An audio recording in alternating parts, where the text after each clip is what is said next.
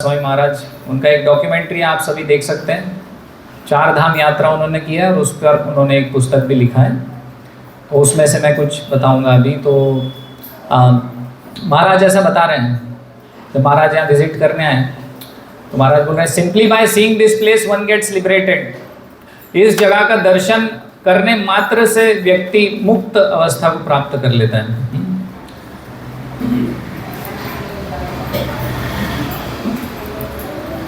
और यहाँ जो जैसे अभी हमने अग्नि तीर्थ में स्नान किया, जो समुद्र स्नान है, तो समुद्र स्नान का विशेष महत्व है। शास्त्रों में सर्वोत्तम स्नान समुद्र स्नान को माना गया है।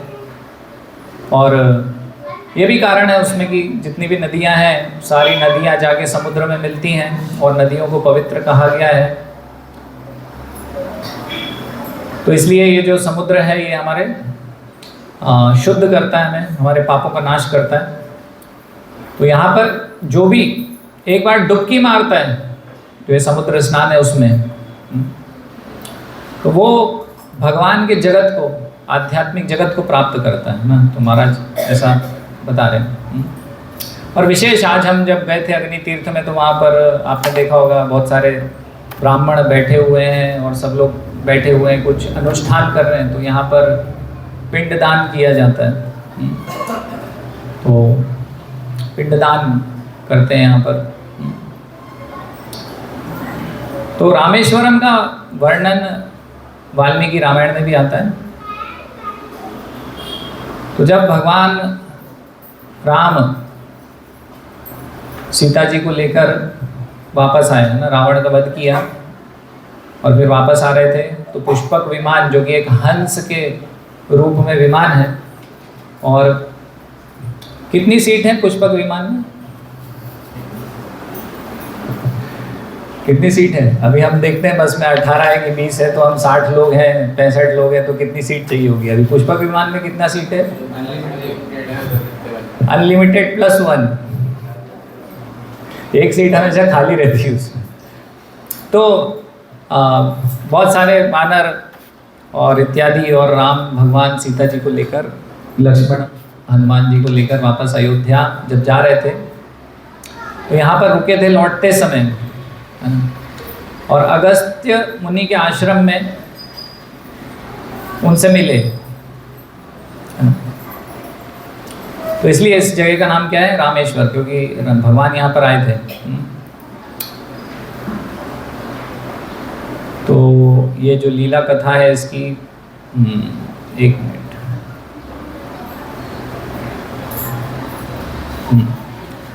तो अगस्त्य मुनि से जब मिले राम भगवान, तो राम भगवान से उनकी जब वार्तालाप हुई, तो राम भगवान ने अगस्त्य मुनि को प्रकट किया कि जैसा भी था, रावण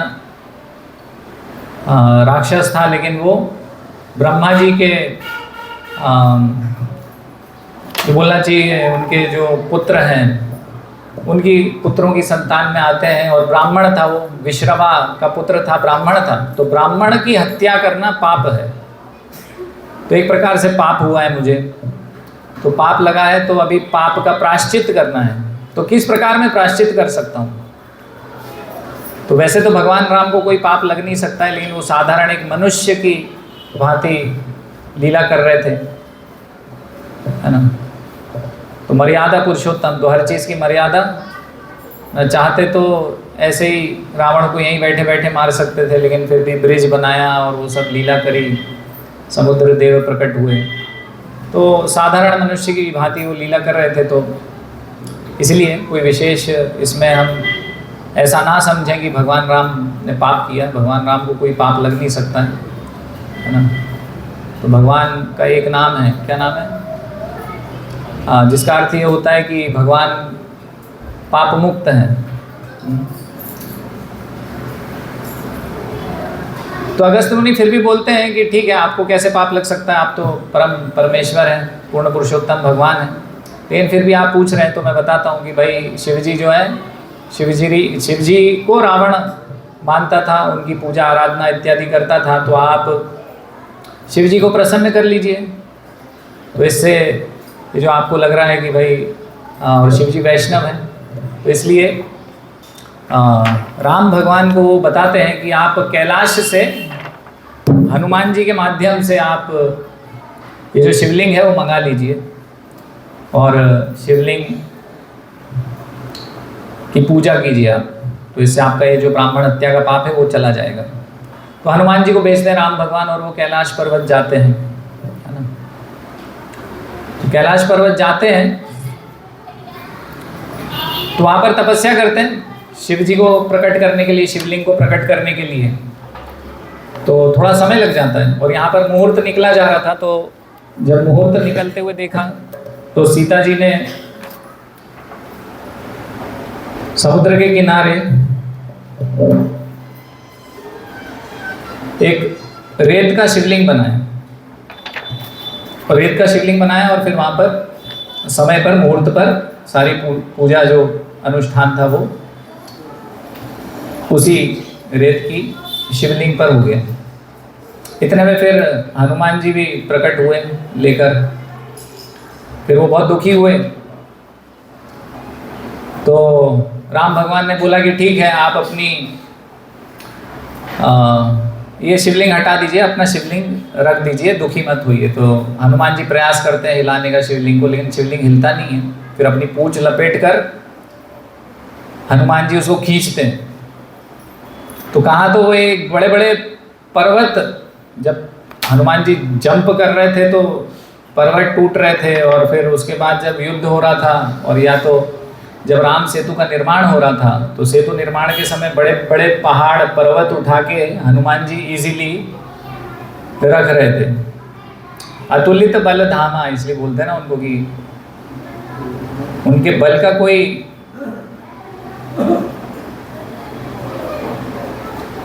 पार नहीं पा सकता, इतना बल है उनके अंदर, अपार बल है उनके अंदर। लेकिन यहाँ पर हनुमान जी सीता जी के बनाए हुए रेत के शिवलिंग को हिला भी नहीं पाए। तो बहुत शर्मिंदा हुए, समझ गए कि ये जो शक्ति है मेरे अंदर भक्ति की, भगवान की सेवा करने की, वो तो सीता जी से ही आ रही है। तो सारे भक्तों की जो शक्ति है भगवान की सेवा की, वो उनकी अंतरंगा शक्ति से ही आती है। जैसे कृष्ण की सेवा हम राधा रानी के माध्यम से ही कर पाते हैं, उनकी शक्ति से, उनकी दी हुई बुद्धि से ही कर पाते हैं। तो समझ जाते हैं, वो थोड़ा शर्मिंदा होते हैं, है ना। और इसमें ऐसा भी होता है कि हनुमान जी इतना जोर लगा देते हैं कि उनकी पूंछ टूट जाती, कट जाती है। तो बिना पूंछ के हनुमान जी, तो यहाँ पर एक मंदिर है, हम दर्शन नहीं कर पाए, जल्दी जल्दी में ढूंढ नहीं पाए वो कहाँ है। सो पूंछहीन हनुमान मंदिर बोलते हैं। तो हनुमान जी की पूंछ नहीं है वहाँ पर, क्योंकि वो ये जो लीला हुई इसलिए वो मंदिर स्थापित हुआ। तो फिर और अंदर एक हमने एरिया देखा था जहाँ बहुत सारे शिवलिंग थे। तो उसमें से जो फिर शिवलिंग है, तो राम भगवान बोलते हैं कि आप पहले यहाँ पर अपना शिवलिंग रखिए, मतलब आप यहाँ पर शिवलिंग रख लीजिए इसी शिवलिंग के साइड में, और जो भी कोई आएगा तो पहले इस शिवलिंग का दर्शन करेगा। तो इसलिए अब जब हम जाते हैं तो उसमें से एक शिवलिंग हनुमान जी का है, वो मुझे भी नहीं पता है और समय भी नहीं था इतना, जल्दी जल्दी में मैं भी नहीं ढूंढ पाया। लेकिन उनमें से एक शिवलिंग हनुमान जी का है जिसका दर्शन पहले करना चाहिए, और उसके बाद ये जो रामनाथ स्वामी रामेश्वर शिवलिंग का दर्शन करना चाहिए। तो वहाँ हनुमान जी का भी शिवलिंग उपस्थित है। तो हाँ, तो इस प्रकार से उनके शिवलिंग दर्शन करने का पहले राम भगवान ने घोषणा की है कि सबको पहले ये शिवलिंग दर्शन करना है, उसके बाद मेरा शिवलिंग दर्शन करें। इस प्रकार से उनको थोड़ा पैसिफाई, उनको सांत्वना दी राम भगवान ने हनुमान जी को। फिर राम भगवान इस प्रकार बोले, हाँ उस समय शिव जी और पार्वती जी भी वहाँ प्रकट हुए, क्योंकि उन्होंने अनुष्ठान अपना संपन्न किया। तो शिव जी और पार्वती जी ने भी इस प्रकार से वहाँ पर घोषणा किया कि जो भी ये जो धनुष कोटि है यहाँ पर स्नान करेगा इस तीर्थ में, वो मुक्ति को प्राप्त करेगा। तो इसका अर्थ ये नहीं है कि हम ये समझें कि शिव जी मुक्ति प्रदाता है ना, मुक्ति प्रदाता सर्वेशाम विष्णुरेव ना संशय। तो राम भगवान की शक्ति से शिव जी है ना, वैष्णव है, परम वैष्णव। तो राम भगवान का नाम लेकर वो इस प्रकार से किसी भी बद्ध अवस्था में जो भी जीव है उसको मुक्ति प्रदान कर सकते हैं। तो उन्होंने कहा कि जो भी यहाँ पर स्नान करेगा उसको मुक्ति प्रदान होगी, है ना। तो राम भगवान की कृपा से, है ना। तो अभी वैष्णव में और जो शिवाइट्स शिव जी के भक्त हैं तो उनमें अभी ये युद्ध होता है ना। वो उदाहरण देते हैं कि राम भगवान परम नहीं है, शिव जी परम है। और वैष्णव क्या बोलते हैं कि कौन परम है? हाँ, कृष्ण परम है, विष्णु परम है, शिव जी उनके दास हैं, भक्त हैं, परम भक्त हैं, परम वैष्णव। तो जो 12वें स्कंद का, तो अभी हम कैसे पता करेंगे कि कौन परम है ना। उनके उदाहरण से तो यही लग रहा है कि भाई राम भगवान को तो पूजा करनी पड़ी शिव जी की, तब तो शिव जी को प्रसन्न किया उन्होंने। तो इसलिए वास्तव में तो जो तीनों में से महान है, ब्रह्मा विष्णु महेश में से वो तो महेश है, शिव जी है ना, ऐसा बोलेंगे कोई भी। लेकिन इसको समझना है तो गुरु शिष्य परंपरा में हमें महाजन येन गतः सपंथा, तो हमें देखना पड़ेगा कि इसके विषय में प्रभुपाद क्या बोल रहे हैं, क्या लिख रहे हैं। तो श्रीमद् भागवतम के 12वें स्कंद के 13वें अध्याय के 16वें श्लोक में, जिसमें वर्णन आता है वैष्णवा नाम यथा शंभु, तो उसके परपर्ट में श्रील प्रभुपाद बता रहे हैं, है ना। तो अंग्रेजी में मेरे पास, हिंदी में पुस्तक मेरे रूम पर ही छूट गई है, तो मैं अंग्रेजी में पढ़ूंगा, हिंदी में ट्रांसलेशन करूंगा, ठीक है। तो इसमें लिखा है that lord Shiva is greatest Vaishnav. तो शिव जी कौन है? परम वैष्णव है। तो परम वैष्णव कैसे प्रसन्न होते हैं? किसी परम वैष्णव को प्रसन्न करना है तो क्या करना चाहिए? हरे कृष्णा कृष्णा कृष्णा हरे हरे, हरे राम राम राम हरे। तो अभी हम मंदिर गए थे तो मंदिर में एक व्यक्ति हमें बोला था, अरे शांत हो जाओ, यहाँ क्यों चिल्ला रहे हो? अभी तो शिव जी का डीटी आ गया, बोला अभी चुप हो जाओ। तो बोला ऐसा पाप मत करो, अभी वो सुन रहे हैं, उनको सुनाने दो, उनके आनंद में तुम क्या कर रहे हो? विघ्न डाल रहे हो उनके आनंद में। वो तो कृष्ण और राम का नाम ही सुनने बैठे हुए हैं यहाँ पर, और तुम चुपचाप बस दर्शन करके जा रहे हो, उनको प्रसन्न नहीं कर पाओगे। कृष्ण और राम का नाम सुनाओ, हमारे साथ बोलो हरे कृष्णा कृष्णा कृष्णा हरे हरे, हरे राम राम। तो ये महामंत्र से वास्तव में शिव जी प्रसन्न होंगे और प्रसन्न होकर हमें भक्ति प्रदान करेंगे। जिस प्रकार से वे परम वैष्णव हैं वैसे ही हमें भी कुछ भगवान की भक्ति प्राप्त हो पाएगी। तो ये सही तरीका है। तो यहाँ प्रभुपाद बता रहे हैं कि शिव जी परम वैष्णव है, और when Lord Ramchandra worshipped Shiva, that was an expression of his love towards his devotee। कृपया सभी शांतिपूर्ण वातावरण बनाए रखें। तो यहाँ जो राम भगवान ने पूजा करी शिव जी की, वो उनका एक एक्सप्रेशन, हिंदी में क्या बोलेंगे एक्सप्रेशन, व्यक्त कर रहे हैं, अपना प्रेम व्यक्त कर रहे हैं एक भक्त के प्रति। राम भगवान, ये जो पूजा है शिव जी की, उसको कैसे देखना है? तो महाजन येन गतः सपंथा, तो प्रभुपाद के दृष्टिकोण से देखना है। प्रभुपाद परम वैष्णव है, तो वो क्या बता रहे हैं कि एक जो भक्त के प्रति भगवान प्रेम है ना, एक तो भक्त भगवान की सेवा करते हैं, भगवान का गुणगान करते हैं, फिर भगवान भक्तों की सेवा करते हैं, भगवान भक्तों का गुणगान करते हैं, है ना। जैसे अभी हम कीर्तन कर रहे थे अंदर, तो तुरंत हमें शॉर्टकट से अंदर बुला लिया शिव जी ने, अन्यों को नहीं बुलाया। किसी भक्त ने बताया कि हमारे भक्तों को केवल इधर सामने लगा दिया, सामने से हमने दर्शन किया, है ना। तो इस प्रकार से तो यहाँ भगवान रामचंद्र अपने भक्तों के प्रति प्रेम का को व्यक्त कर रहे हैं ना। सिमिलरली अभी प्रभुपाद उदाहरण दे रहे हैं कि कैसे समझेंगे इसको कृष्ण लीला के माध्यम से। तो प्रभुपाद बता रहे हैं similarly Lord Krishna worshipped Sudama विप्र। तो सुदामा के पैर धोए भगवान श्री कृष्ण ने। तो अभी इसको क्या बोलोगे आप? अरे ये तो इन्होंने इनके पैर धोए, तो क्या हुआ? सुदामा जी भगवान है और कृष्ण सुदामा जी के दास है। तो क्या ये सही अंडरस्टैंडिंग है? बिल्कुल भी नहीं है। भगवान अपने भक्तों की भी सेवा करते हैं। मनोज जी हरे कृष्णा, अंदर आ जाएंगे। हाँ, आप श्रवण कीजिएगा। तो यहाँ पर सुदामा विप्र का उदाहरण दिया प्रभुपाद ने, इसको ठीक से समझने के लिए कि हुआ क्या है यहाँ पर, है ना। अपने मन से नहीं समझना है, ऐसे महान आचार्यों के माध्यम से समझना है ना। और फिर बता रहे हैं Prabhupada, lord Chaitanya Mahaprabhu danced before deity of lord Shiva. Lord explains, Krishna क्या बोल रहे हैं? कृष्ण बोल रहे हैं मद भक्ता पूज्या विदिका, that worship of my devotee is better than worshipping me directly. क्या बोल रहे हैं? कि भगवान श्री कृष्ण बोल रहे हैं मेरी भक्ति करने से ज़्यादा अच्छा मुझे क्या लगता है, मेरे भक्तों की कोई भक्ति करें। That worship of my devotee is better than worshipping me directly. Lord Ramchandra taught us by his own example. अपने खुद के उदाहरण से भगवान रामचंद्र ने हमें सिखाने का प्रयत्न किया है।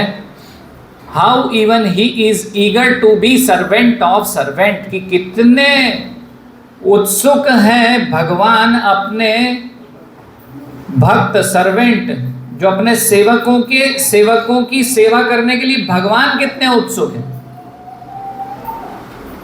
जो उनके भक्तों के सेवक हैं और उनके भी सेवकों के भी सेवक हैं, उनकी सेवा भगवान खुद सेवा करके उदाहरण प्रस्तुत कर रहे हैं। लेकिन हम धाम में आते हैं, यह हमारा भाव होता नहीं है। तो वो धाम की जो महिमा है वो हम समझे बिना बस केवल मूर्ति दर्शन करके, मणि दर्शन करके वापस चले जाते हैं। भगवान वहाँ पर सिखा क्या रहे हैं उसको लेकर हम नहीं जा पाते।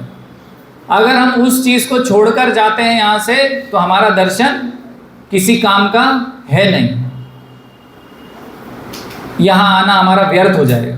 तो राम भगवान अपने आचरण से सिखा रहे हैं कि मेरे भक्तों के सेवकों के सेवकों के सेवकों के सेवकों के सेवकों के भी सेवक बनो, ये मैं चाहता हूँ। मैंने शिव जी की सेवा करी, रामचंद्र तो पूर्ण पुरुषोत्तम भगवान है, वो स्वयं परम वैष्णव शिव जी की यहाँ पर पूजा कर रहे हैं, है ना।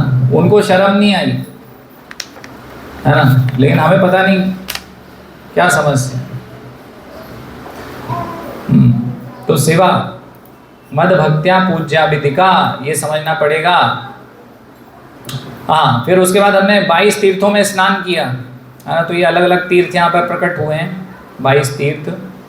तो इनके नाम है महालक्ष्मी तीर्थम, सावित्री तीर्थम, गायत्री तीर्थम, सरस्वती, सेतु माधव, गंध मादन, कवच, गव्य, नल, नील, शंकु, क्या था एक इंग्लिश में इसकी स्पेलिंग थोड़ी गड़बड़ है, वहाँ पे मैंने पढ़ा था तो कुछ और लिखा हुआ था, शर्क तीर्थ था, क्या था, शक्र तीर्थ था, है ना। ब्रह्माहति, ऐसा विमोचन, ब्रह्महति विमोचन, सूर्य तीर्थम, चंद्र, गंगा, यमुना, गया, शिव, सत्यमित्रा, सर्व और एक कोड़ी तीर्थ। इस प्रकार से 22 तीर्थ का कुंड, 22 जहाँ हमने स्नान किया। और जो हमने टेंपल देखा, तो ये टेंपल पिछले कुछ समय में निर्मित हुआ है। अब ये देखिए, अब ये तो रामेश्वरम की कथा कहाँ से चली आ रही है, त्रेता से चली आ रही है। राम भगवान ने ये यहाँ पर ये सब जो लीला करी, उससे ये शिवलिंग का प्रकट हुए हैं, ये शिवलिंग निर्माण हुआ है। तो पहले जो मंदिर था, हमने कई यहाँ पर घर देखे हैं ना आसपास में, जब हम एंटर कर रहे थे, तो कैसा थैश्ड रूफ, मतलब कि वो जो घास फूस का जो बना हुआ वैसा जो हट, उस प्रकार का मंदिर था। लेकिन उसके बाद 12वीं शताब्दी में इस मंदिर का निर्माण शुरुआत हुआ। सबसे पहले तो पराक्रम बाहु नाम के श्रीलंका के एक राजा थे, उन्होंने बनाया। फिर यहाँ से लगभग 50 किलोमीटर दूर एक रामनाथपुरम एरिया है, वहाँ के राजाओं ने इसको बनाया। फिर ऐसे कई राजाओं ने इसको बनाया। तो 12वीं शताब्दी से 16वीं शताब्दी में काफ़ी कुछ इसमें मंदिर निर्माण हुए। और विशेष हमने देखा है कि बहुत सारे पिल्लर हैं, है ना। अलग अलग गोपुरम से जब हम एंट्री करते हैं मंदिर की तरफ या एग्जिट करते हैं, तो बहुत सारे पिल्लर्स हैं, है ना। और एक जो द्वार है उसमें लगभग 1212 पिलर्स हैं। तो दुनिया का सबसे बड़ा कॉरिडोर भगवान के मंदिर का यहाँ पर है ना। मतलब सबसे बड़ा फंक्शनल टेम्पल तो श्रीरंगम का है ना। तो कंबोडिया में एक टेम्पल है जो कि अभी फंक्शनल नहीं है, सबसे बड़ा है, लेकिन सेकंड श्रीरंगम का है। लेकिन यहाँ का जो हॉल पाथवे है ना, जहाँ से गुजरते हैं, वो सबसे लंबा, सबसे ज़्यादा पिलर्स वाला। ऐसे बहुत सारे मंदिरों में बोलते हैं कि सहस्त्र मतलब कि लगभग 1000 पिलर्स हैं, लेकिन उसमें थोड़े कम रहते हैं, हमेशा 700, 800, 900 रहते हैं। लेकिन यहाँ पर 1000 से भी ज़्यादा है। तो सबसे बड़ा पाथवे है यहाँ पर।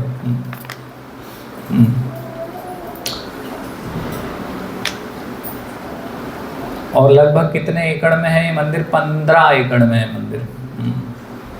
ओके, तो अभी हमने 22 तीर्थों में स्नान करने के पहले अग्नि तीर्थ हम गए थे। तो अग्नि तीर्थ की जो महिमा इस प्रकार से बताई गई है कि अग्नि तीर्थ बहुत महत्वपूर्ण है। तो पहले अग्नि तीर्थ में स्नान करना चाहिए, फिर 22 कुंड में स्नान करना चाहिए, फिर हमें रामेश्वरम जो शिवलिंग है उनका दर्शन करना चाहिए, रामनाथ स्वामी का। तो इस प्रक्रिया में अग्नि तीर्थ हम गए थे, समुद्र में हमने स्नान किया। तो इसकी कथा इस प्रकार से बताई गई है कि अग्नि देव ने, तो हमने एक कथा सुनी थी ना, ये पहले हम जब तिरुपति गए थे, तो तिरुपति में वेदवती की एक कथा हमने सुनी थी। तो वेदवती कौन थी? छाया सीता। तो छाया सीता कब छाया सीता से एक्सचेंज हुआ था ओरिजिनल सीता जी का? हाँ, जब रावण उनका हरण करने वाला था, उसके पहले ही राम भगवान ने ओरिजिनल सीता को अग्निदेव को दे दिया था, और अग्निदेव से वेदवती उनको ले लिया था, है ना। तो वास्तव में रावण किसको ले गया था? वेदवती को। ये कहाँ वर्णित है? बिल्कुल भी नहीं। ये हमने चर्चा किया था ना, कुर्म पुराण में वर्णन आता है। वो कुर्म पुराण कहाँ मिली थी? किसको मिली थी? चैतन्य महाप्रभु को मिली थी। कहाँ मिली थी? यही मिली थी, रामेश्वरम मंदिर में। और वो कुर्म पुराण को उन्होंने एक कॉपी बनाया और वापस गए, और जहाँ जो क्या नाम था, कौन से विप्र थे वो? रामनाथ विप्र, क्या नाम था उनका? कुछ तो ऐसा नाम था। हाँ, तो उनको उन्होंने वापस दिया था, है ना, क्योंकि वो खाना पीना छोड़ देते थे, बहुत दुखी थे, और आश्चर्य करते थे कि सीता जी को रावण कैसे हाथ लगा सकता है, कैसे अपहरण कर सकता है, और बहुत दुखी रहते थे। तो एक बार तो उन्होंने चैतन्य महाप्रभु को बुलाया भी, लेकिन प्रसाद पे बुलाया और कुछ बनाया नहीं, रो रहे थे। तो चैतन्य महाप्रभु ने पूछा, तो तब उन्होंने बताया कि ऐसे कैसे हो गया, कैसे हरण हो गया। तो उन्होंने उनकी चिंता दूर करी, इस प्रकार से एक प्रमाण लाके उनको दिया कुर्म पुराण से, और बताया फिर, है ना। तो यहाँ मिला था वो कुर्म पुराण का कॉपी। तो हाँ, तो क्या हुआ कि जब वापस लौट रहे थे लंका से, तो लौटने के पहले की बात, तो हनुमान जी को बोला राम भगवान ने कि आप जाइए और सीता मैया को बता दीजिए, मतलब सीता मैया ने सीता को बता दीजिए कि हम युद्ध जीत चुके हैं और रावण की मृत्यु हो चुकी है। हनुमान जी गए, हनुमान जी ने बताया, सीता जी बहुत प्रसन्न हुई, बोले मैं क्या दूं आपको, मेरे पास तो कुछ है नहीं। तो बोले आपकी प्रसन्नता ही सब कुछ है मेरे लिए, और कुछ मुझे नहीं चाहिए, है ना। फिर जब कुछ दिन बाद जब भगवान सीता मैया के पास खबर पहुंचाते विभीषण से कि मैं उनसे मिलूंगा, तो सीता मैया स्नान करती हैं, फिर उसके बाद तैयार होती हैं, आभूषण पहनती हैं, अच्छे वस्त्र पहनती हैं, और बहुत प्रफुल्लित, बहुत प्रसन्न रहती हैं कि राम भगवान से मिलेंगी। इसका वर्णन इस प्रकार से आता है कि जैसे कि मान लीजिए 10 महीने सूर्योदय ना हो और उसके बाद सूर्य का दर्शन हो, तो कैसा लगेगा? ऐसा होता है ना, बारिश के मौसम में 15 दिन बारिश हो रही है, सूरज ही नहीं निकल रहा, तो हम कैसे फ्रस्ट्रेट हो जाते हैं। तो जैसे ही सूरज निकलता तो बहुत प्रसन्नता हो जाती। तो इसी प्रकार से सीता मैया ने राम भगवान को देखा नहीं था, उनके प्राण तो बहुत व्याकुल थी और बहुत प्रसन्न थी, बहुत एक्साइटेड थी, बहुत एंजाइटी थी कि उनके दर्शन करेंगी। तो वो पहुंचती हैं तो पालकी भिजाई जाती है, पालकी में बैठ के आती हैं सीता मैया और राम भगवान की तरफ देखती हैं। वो सोचती हैं कि बहुत प्रसन्न होंगे वो भी, और वो भी बहुत प्रफुल्लित हो जाती हैं, अति प्रसन्न, जैसे उनके हृदय में वापस प्राण आ गए हों, प्राणहीन व्यक्ति के। लेकिन भगवान राम के चेहरे पर कोई प्रसन्नता नहीं रहती, बहुत साधारण चेहरा रहता है। राम भगवान बोलते हैं कि देखिए मैं अभी राजा बनने वाला हूँ, और राजा को सारे डाउट से डाउट फ्री होना चाहिए राजा। तो अभी सीता 10 महीने किसी और पुरुष के साथ रही, तो इसलिए इसको अग्नि परीक्षा, हाँ ऐसे बोले, अग्नि परीक्षा का नहीं बोले, बोले कि सीता को अभी मैं नहीं रख सकता हूँ, अभी सीता जहाँ चाहें चली जाएं। तो ये सुनते से ही सीता मैया बेहोश, अश्रु, एकदम अश्रुधारा नदी की तरह आंखों में से आंसू बहने लगते हैं। वापस जैसे प्राण आए थे प्राण चले गए, प्राणहीन हो गई, है ना, प्राणहीन हो गई। और कहीं और बोली कि अगर मुझे राम रखना नहीं चाहते, राम मुझे छोड़ना चाहते हैं, है ना। तो वो एक कथा और सुनाई जाती है ना कि राम भगवान पत्थर छोड़े तो वो डूब गए, और राम नाम लिखा तो पत्थर तैर गए। ये वाल्मीकि रामायण में है? किसने पढ़ा है वाल्मीकि रामायण, बताओ ये है? कौन से प्रकार की वाल्मीकि रामायण थी आपके पास? नहीं, वाल्मीकि रामायण में नहीं है तैरने, पत्थर तैरने वाला नहीं है उसमें। वाल्मीकि रामायण में इस प्रकार से बताया गया है कि मतलब वो तो बिल्कुल तल से लगा हुआ था और ऊपर तक ब्रिज बनाया है। ये कहीं और कहीं से आया हुआ है कथा, और बहुत सारी भी रामायण है दुनिया भर की, तो उनमें से कहीं से आया हुआ। तो कहाँ थे हम कि सीता मैया बोलती हैं कि अगर राम मुझे छोड़ रहे हैं, तो राम यदि मुझे छोड़ते हैं तो मैं अग्नि में प्रवेश कर जाऊंगी, मेरे जीवन का कोई अर्थ नहीं। तो लक्ष्मण को बोलती हैं कि अभी आप अग्नि जलाइए। तो लक्ष्मण चाहते तो नहीं हैं, लेकिन बार बार कहने पर राम भगवान की तरफ देखते हैं, राम भगवान उनको बोलते हैं कि आप जलाइए। तब वो राम की इच्छा से, राम के आदेश को उल्लंघन नहीं कर सकते थे, तो लकड़ी इकट्ठा करके वहाँ पर आग प्रज्वलित करते हैं। फिर उसके बाद सीता मैया उसमें प्रवेश कर रही होती हैं, सारे वानर जितने भी सीता मैया के भक्त हैं सब रुदन शुरू हो जाता है, सब रोने लग जाते हैं। और राम भगवान भी उस समय उस बात को सहन नहीं कर पाते हैं कि सीता अंदर प्रवेश कर रही है। सभी का हृदय बहुत द्रवित हो जाता है कि ये क्या हो रहा है, ऐसा क्यों हो रहा है।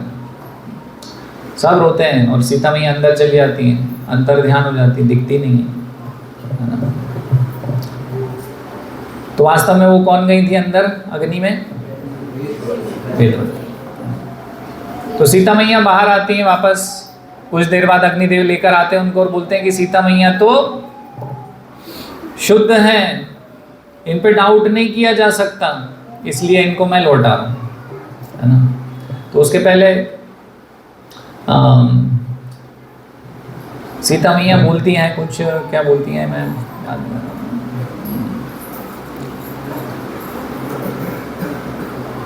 हाँ, यदि मैंने, सीता मैया अग्नि में प्रवेश करने के पहले बोलती हैं कि यदि मैंने एक भी क्षण राम को याद नहीं किया हो और कुछ और मैंने सोचा हो या किसी और पुरुष के विषय में सोचा हो, तो अभी अग्नि मेरा मुझे जला दे, भस्म कर दे, ऐसा बोलकर अंदर जाती हैं। तो ये प्रूव हो जाता है वहाँ पर, है ना।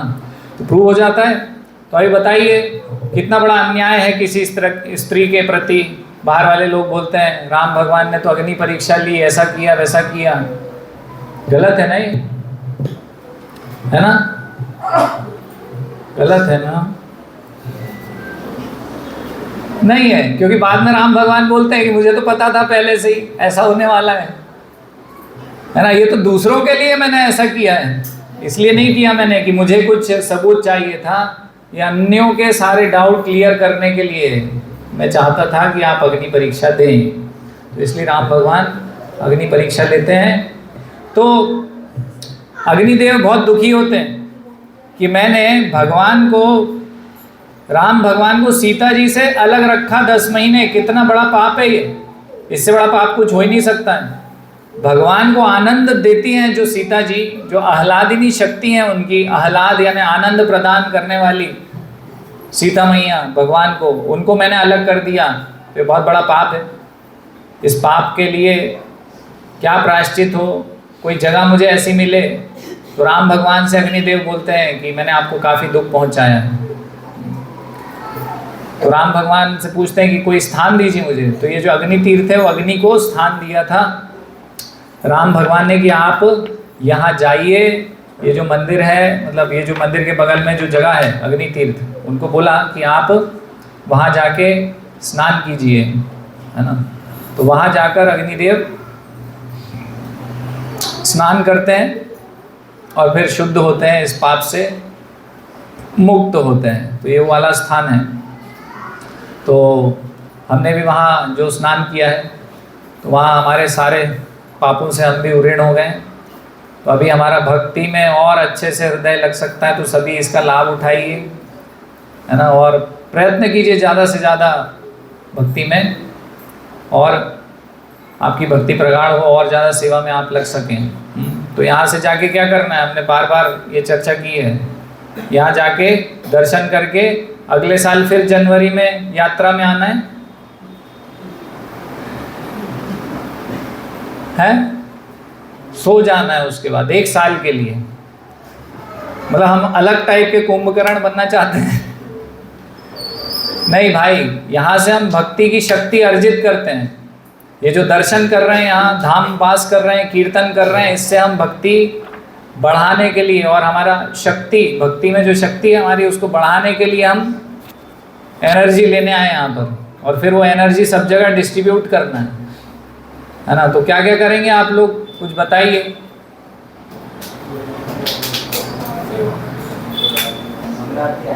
मंगल आरती आएंगे, okay, 1 point, very good point. क्या करना है, प्रतिदिन मंगल आरती आएंगे, है ना। मंगल आरती आने से क्या होगा, ये जो आपकी शक्ति है ये बनी रहेगी। जो मंगल आरती नहीं आएगा उसकी वो जो आध्यात्मिक शक्ति है वो बहुत कमजोर रहेगी। उसके कारण हम बहुत बार चर्चा कर चुके हैं। और दूसरा पॉइंट, सेवा। मैं सेवा की तो बात कर रहा हूँ, और क्या क्या करोगे सेवा में स्पेसिफिकली। सेवा बोल के सब खत्म हो जाएगा। स्पेसिफिकली, जैसे बहुत अच्छा पॉइंट बोला, मंगल आरती आएंगे प्रतिदिन, और क्या करेंगे, 16 माला रोज करेंगे, डेली 16 राउंड्स। कितने लोग अभी 16 माला नहीं करते हैं, है ना। अभी आपने शक्ति जो अर्जित की है ना, अभी आपकी शक्ति काम आएगी, आप 16 माला कर पाएंगे। यदि आप प्रयास करेंगे, वापस जाएंगे तो 16 माला कर पाएंगे आप। ओके, व्हाट एल्स, क्या है और बताइए। हाँ, प्रचार करेंगे। प्रचार में क्या करेंगे, बुक डिस्ट्रीब्यूशन करेंगे। तो बुक डिस्ट्रीब्यूशन हम कब कब करते हैं, हम सब गृहस्थ भक्त हैं, संडे छुट्टी रहती है, तो कब करते हैं बुक डिस्ट्रीब्यूशन,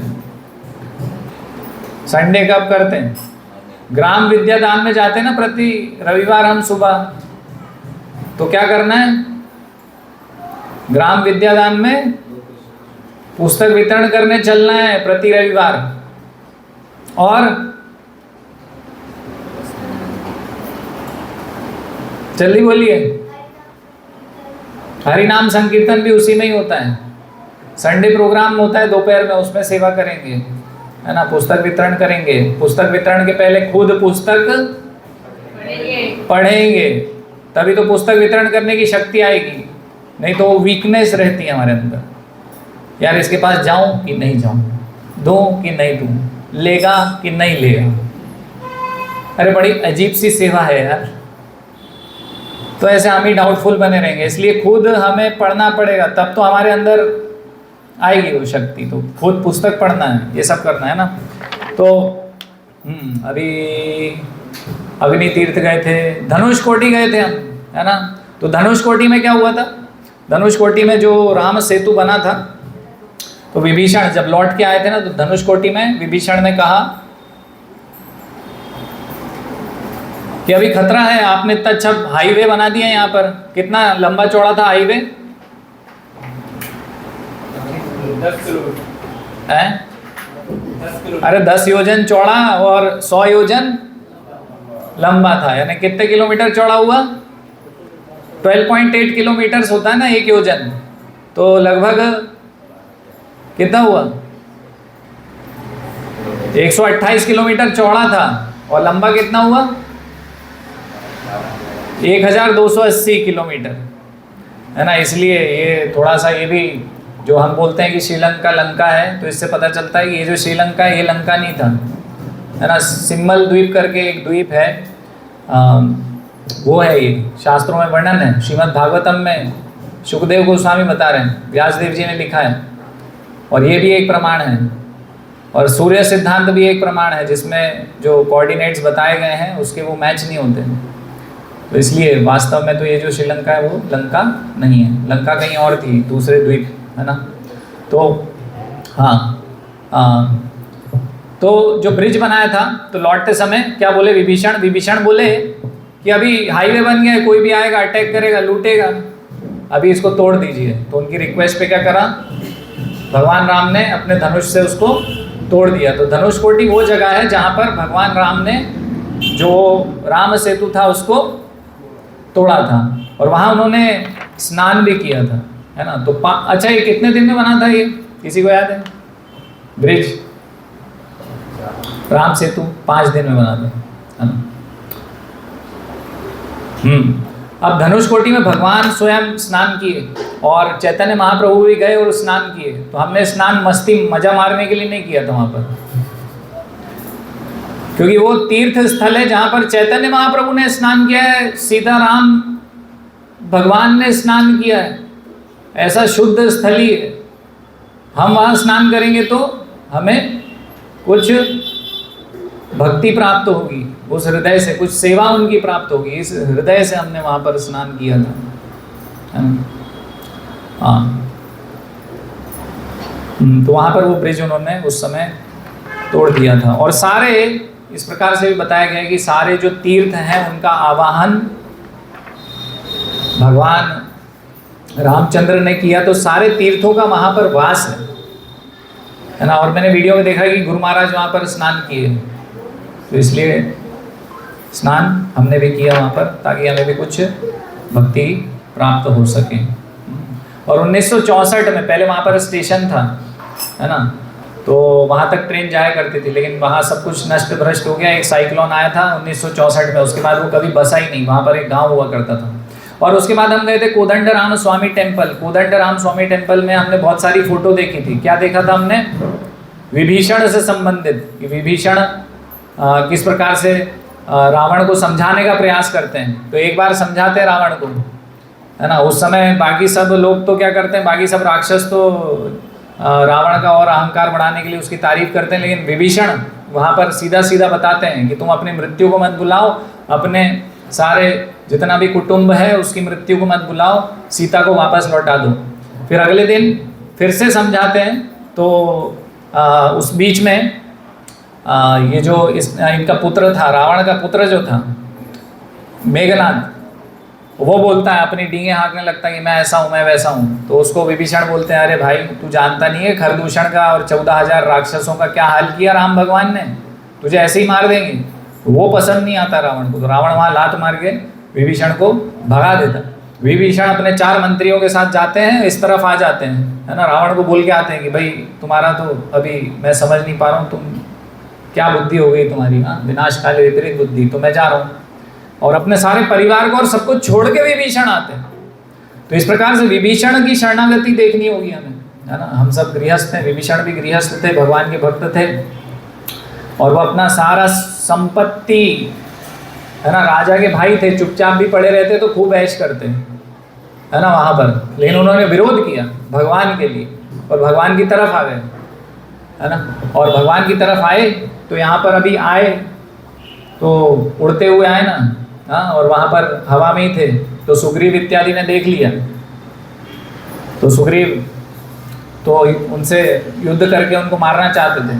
फिर लेकिन उन्होंने बताया कि हमें राम से मिलना है और राम की शरणागति चाहिए। तो फिर सुग्रीव जाते हैं, सब लोग आते हैं, फिर चिंतन करते हैं। तो चिंतन करते समय जामवन जी सुग्रीव बोलते हैं कि ये इनका भरोसा नहीं, राक्षस हैं ये तो, इनका कोई ईमान धर्म नहीं है। लेकिन हनुमान जी बोलते हैं कि मैं जब गया था सीता जी को देखने तो मैंने देखा था ये आपका भक्त है और ये हमेशा समझाता था रावण को कि सीता को वापस कर दो, तो आप इसको स्वीकार कर लीजिए। उस समय राम भगवान एक बहुत फेमस श्लोक है, कौन सा श्लोक है? हाँ, तो उसका अर्थ यही है कि भगवान राम बोलते हैं कि जो भी मेरे शरणागति में आएगा, हनुमान जी की बात बहुत पसंद आती राम भगवान को, बोलते जो भी मेरी शरणागति में आएगा, भले ही वो रावण क्यों ना हो जिसने उनकी पत्नी को हरा, बोले जो भी मेरी शरण में आएगा उसको शरणागति दूंगा, उसकी रक्षा मैं करूंगा। तो इस प्रकार से हम सबको राम भगवान की शरणागति लेनी चाहिए। राम कौन है? कृष्ण के विस्तार है, कृष्ण की शरणागति लीजिए। हाँ, तो हाँ, तो विभीषण ने वहां पर शरणागति ली और विभीषण का फिर उन्होंने राज्याभिषेक भी किया भगवान ने, है ना। ये सब फोटो वहां पर किस किसने देखी थी? वहां पर जितनी भी फोटो लगी थी पढ़ी थी सबने। तो वहाँ राज्याभिषेक भी उनका कर दिया भगवान राम ने लक्ष्मण के माध्यम से। लक्ष्मण को बोला अरेंज करो, अभी ये राजा बनाऊंगा, रावण को मारूंगा और विभीषण राजा बनेंगे। तो ये वो स्थली थी कोदंड राम टेम्पल, है ना, जहाँ पर ये हुआ था। तो ठीक है, अभी समय अधिक हो गया है, हम बहुत विस्तार से करने वाले थे इसको, लेकिन बहुत शॉर्टकट में अभी हमने किया। और कुछ इम्पोर्टेंट चीज़ कुछ किसी को याद आ रही है? कुछ कहीं कुछ याद आ रहा है? जी माता जी बोलिए।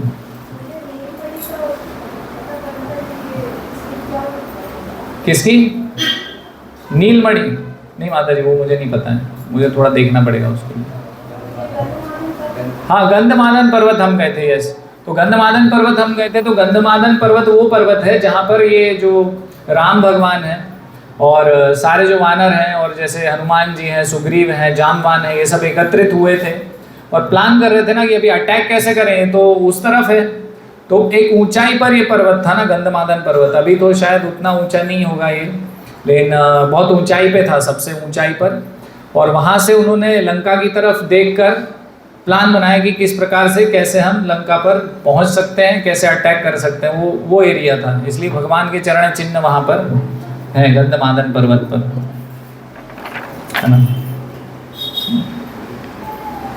तो भगवान राम वहाँ पहुँचे और वहाँ पर उन्होंने ये सब प्लानिंग किया था। वो लीला स्थली है। ठीक है, अभी प्रसाद का भी समय कम बचा है और पैकिंग करके वापस जाना है। तो